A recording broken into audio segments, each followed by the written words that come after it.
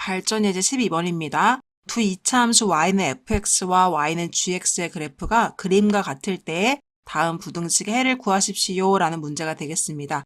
여러분 일단 부등식의 해를 구해달라고 한다는 거는 x값의 범위를 찾아달라고 하는 거예요.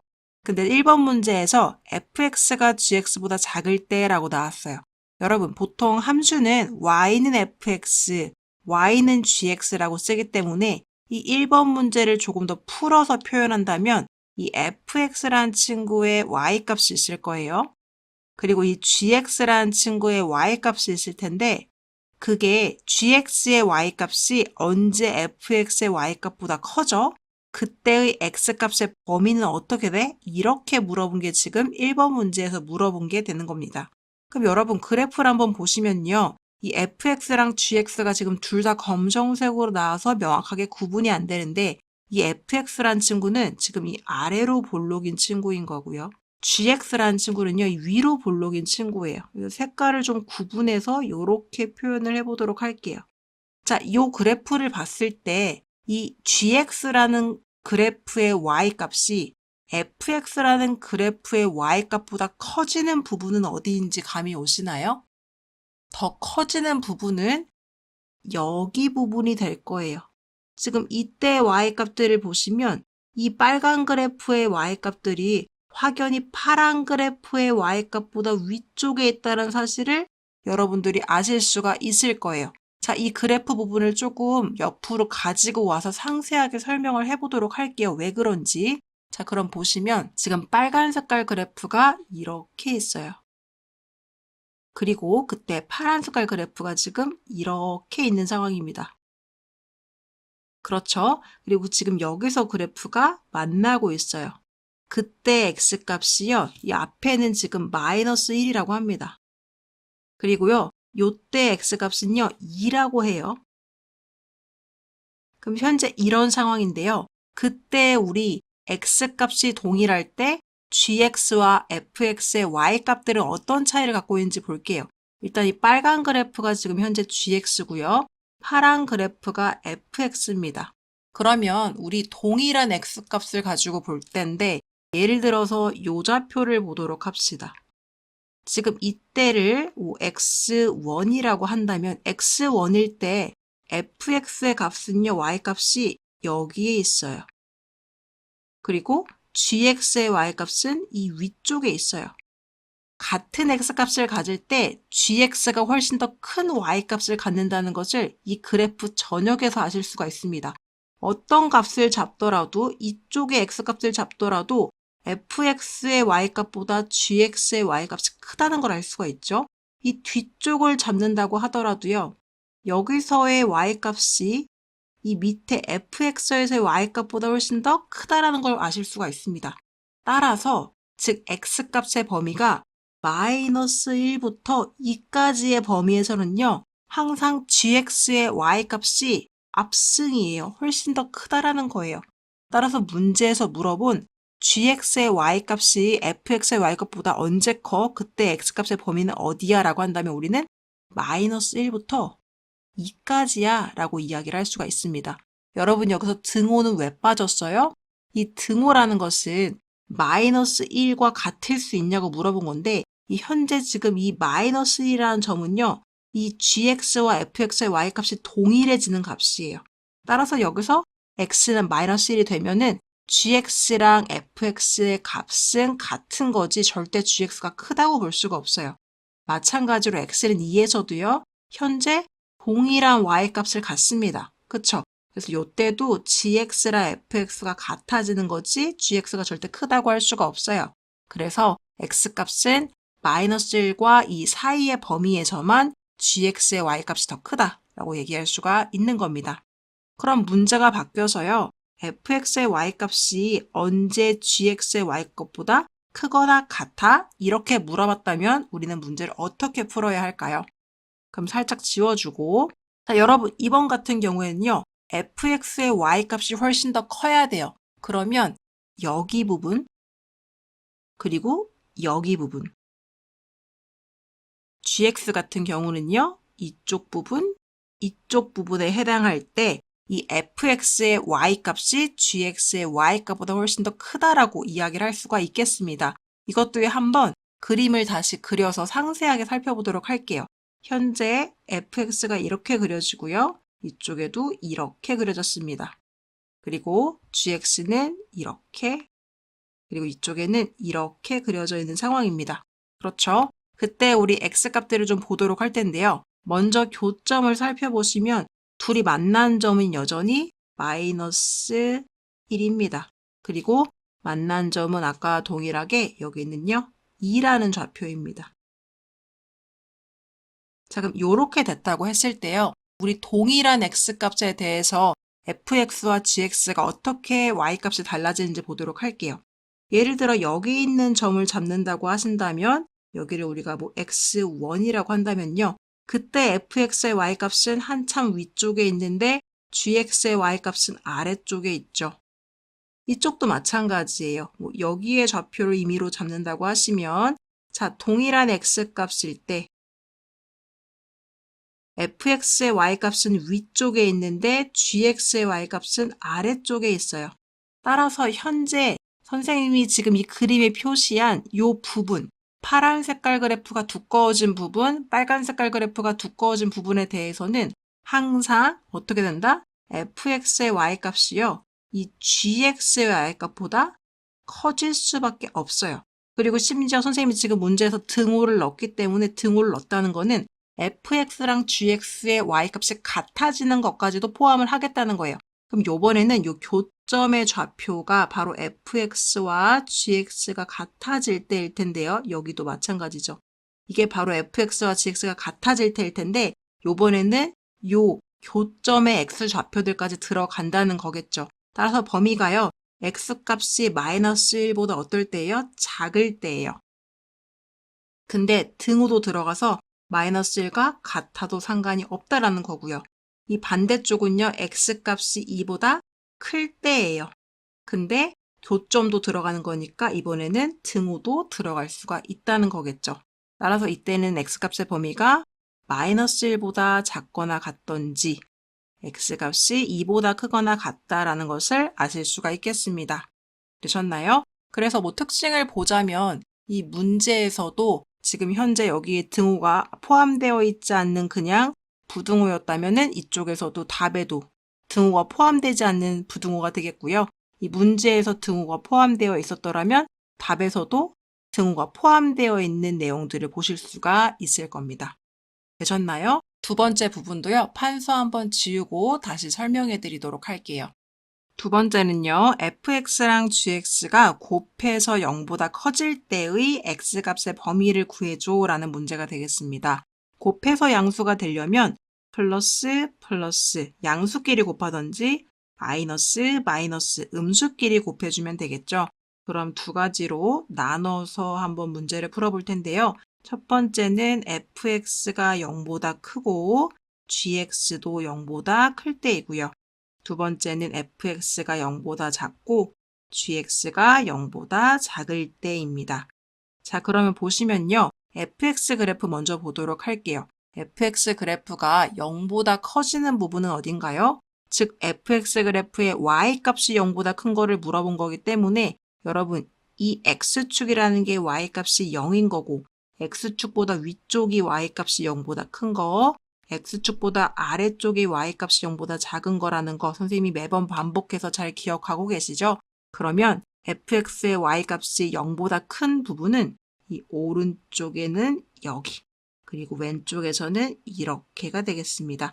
그런데요, 여러분 0보다 커야 한다고 했고 0과 같아도 된다는 말은 한 적이 없습니다. 따라서 이 0과 같아지는 부분인 x축에서 만나는 교점 부분은 구멍이 뻥 뚫려서 이렇게 해야 되는 거겠죠. 그럼 그때 x값들의 범위는 어떻게 되나요? 이게 지금 현재 마이너스 1보다 작은 쪽 혹은 1보다 큰 쪽이기 때문에 이 첫 번째에서 나오는 범위는요. x가 마이너스 1보다 작거나 x가 1보다 커야 돼. 이렇게 구해줄 수가 있겠습니다. 되셨나요? 그럼 우리 한번 gx도 봐보도록 할게요. 지워주시고 gx의 y값이 0보다 큰 부분을 한번 찾아볼 텐데요. 그러면 x축을 기점으로 위쪽이니까 여기서부터 여기까지가 될 거고요. 아까 fx 때와 동일하게 y값이 0일 때는 빼줘야 되기 때문에 이렇게 여기는 구멍을 뚫어 주셔야 하겠습니다. 그때 x값의 범위를 보시면 마이너스 1과 3 사이라는 것을 알 수가 있죠. 따라서 이때의 x값의 범위는 x는 마이너스 1보다 크고 3보다 작다라는 것을 아실 수가 있겠습니다. 그러면 수직선을 한번 그려주시고요. 자, 파란 색깔 fx의 범위 먼저 표현해 보시면 자, 마이너스 1과 1이 있다고 했을 때요.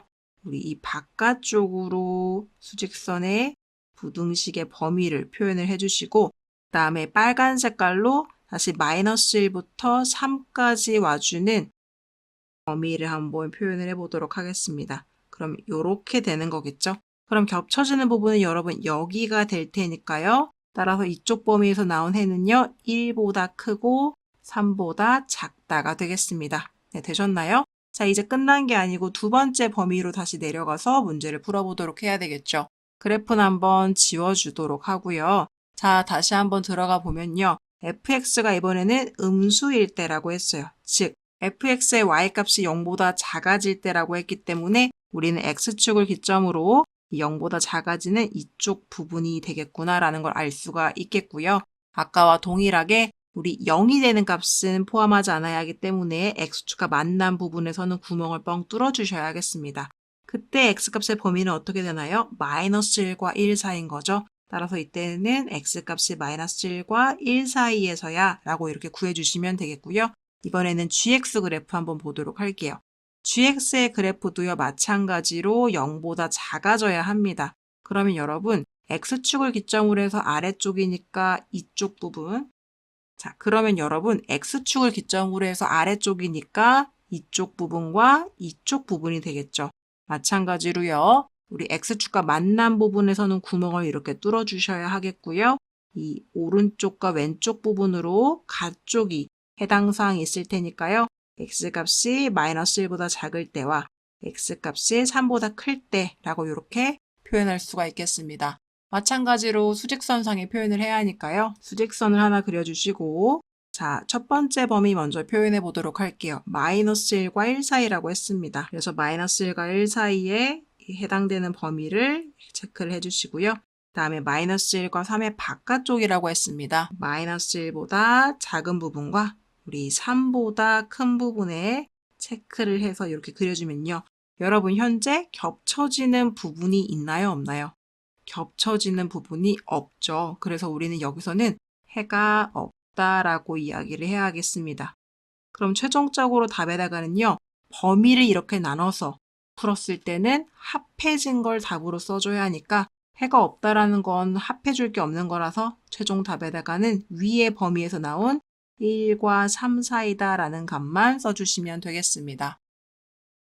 이번 단어의 마지막 문제인 발전 예제 13번입니다. 자, 활용 문제가 되겠네요. 그림과 같이 가로의 길이가 6m, 세로의 길이가 4m인 직사각형 모양의 화단의 둘레에 폭이 xm인 길을 만들려고 한다. 자, 일단 x가 폭이니까요. 제일 먼저 나와야 되는 거 x는 0보다 커야 됩니다, 여러분. 길이니까요. 일단 이 조건 써주시고 길의 넓이가 24제곱미터 이상 56제곱미터 이하가 되도록 자, 뭐가요? 길의 넓이가 x값의 범위를 구하십시오. 길이라는 건 지금 여기 하얀 색깔 부분인 거여서 이 흰 색깔 부분의 넓이가요. 문제에서 주어진 24제곱미터보다는 크거나 같고 56제곱미터보다는 작거나 같아야 된대요. 이 길의 넓이, 파란 색깔 빗금친 부분은 어떻게 구할 수 있을까요? 저기는요. 전체 직사각형에서 뭐를 빼주면 돼요? 안에 있는 이 풀밭같이 생긴 친구들. 저 녹색 부분을 빼주시면 되겠죠. 이 녹색 부분의 길이는 4m, 6m래요. 이렇게. 이걸 빼주시면 결국 뭐만 남아요? 우리가 구하려고 하는 그 길의 넓이라는 여기 부분만 남게 되는 거죠. 그래서 길의 넓이식을 이렇게 구하도록 하겠습니다.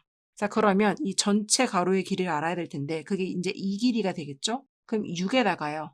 이 폭을 지금 여기 한 번 더해준 거잖아요. 이 폭이요, x래요. 이게 쭉 둘러가면서 다 x니까 여기 폭도 x고 여기 좀 지워주면 지금 이 폭이 여기도 x, 여기도 x인 상황이니까 이 전체 길이는 6 더하기 2x가 되겠죠. 여기가 6 더하기 2x. 마찬가지로요. 여기가 4인데요. 여기도 x 더해줘야 되니까 전체 길이는 4 더하기 2x가 되겠습니다. 그럼 길의 넓이는요. 결국 식을 어떻게 세워요? 4 더하기 2x, 6 더하기 2x를 곱한 거에서 이 화단, 꽃을 심어놓은 부분의 넓이 6, 4, 24를 빼주면 그게 바로 길의 넓이인데요.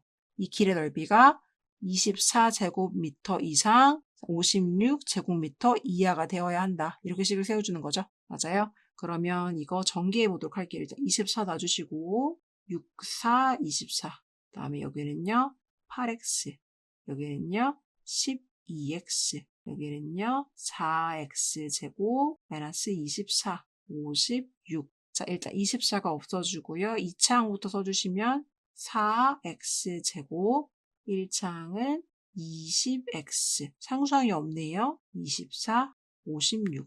4로 더 나눠줄까요? 6, x 제곱, 5x, 4, 1은 4, 4, 4, 16. 자, 이렇게 됐을 때 부등식 어떻게 풀어주는 거죠? 요렇게 한 번, 이렇게 한 번이요. 요거 1번, 요거 2번이라고 가고 볼게요. 자, 1번식 같은 경우에는 6, 그거나 같다. x제곱 더하기 5x니까요. 자, 한쪽으로 더 넘겨주면, 자, 이쪽으로 더 넘길게요. 여기 0만 남고 x제곱 더하기 5x 넘어가면 마이너스 6 되겠죠. 자, 요거 다시 정리해서 항상 0을 오른쪽에 놔주고 문자를 왼쪽에 놔줄게요. 그럼 이렇게 되겠죠. 이렇게. 이 상태에서 인수분해 해주시면요. x-1, x 플러스 6에 이렇게 되겠죠. 자, 최고차의 계수가 양수고요. r을 썼을 때 가로 보이니까요. 결국은 범위는 마이너스 6과 1이 있을 때 포함하면서 가쪽 이렇게 되겠죠. 1번 범위가 나왔고요. 2번 문제도 한번 풀어볼게요. 자, 2번 문제는 x제곱 더하기 5x가 아까 여기요. 14보다 작거나 같다. 왼쪽으로 더 넘겨주면 이렇게 되겠죠. 얘는 인수분해하면 x-2, x 더하기 7. r을 써보니까요. 사이예요. 이번엔 두근의 사이. 얘는 마이너스 7과 2가 있으면 등호를 포함해서 두근의 사이로 이렇게 해주시면 되겠습니다. 그럼 최종적으로 1번과 2번이 겹쳐지는 부분, 두 개가 겹쳐지는 부분 찾아줘야 되겠죠. 그럼 수직선 하나 그려주시고 1번 범위는 마이너스 6부터 1 해서 가쪽. 2번 범위 빨간색으로 해주면 마이너스 7부터 포함하고 2도 포함해서 사이 겹쳐지는 부분은 여기랑 여기, 여기랑 여기가 되겠네요. 그럼 x는 마이너스 7과 마이너스 6 사이, 또 x는 1과 2 사이가 될 텐데 중요한 것은요. 아까 처음에요. 이거 너무 중요하죠. 길이니까 x는 무조건 0보다 커야 돼요. 그렇죠? 그러면 이 음수가 나오는 친구는 안 되겠고요. 양수가 나오는 친구는 되겠죠. 그렇죠? 0보다 큰 조건이니까 겹쳐지는 조건이니까 따라서 최종 답에다가 있는 x값의 범위는 1부터 시작해서 2까지입니다. 라고 써주시면 되겠습니다. 1부터 시작해서 2까지다. 그래서 공통 부분 찾아줘서 답을 구한 게 되겠네요. 연립 2차 부등식의 활용 문제는 여기까지고요. 연립 방정식이랑 비슷한 부분들도 많이 있었을 텐데 이제 부등호의 방향에 따라서 x값의 범위가 정해지는 게 차이가 조금 있었을 거예요. 여기까지 정리하시고요. 우리 11단원부터는요. 확률과 통계랑 연관되어지는 부분이니까 새로운 마음으로 새롭게 다시 시작해 보도록 하겠습니다. 10단원 마무리 잘 하시고요. 오늘도 고생하셨습니다.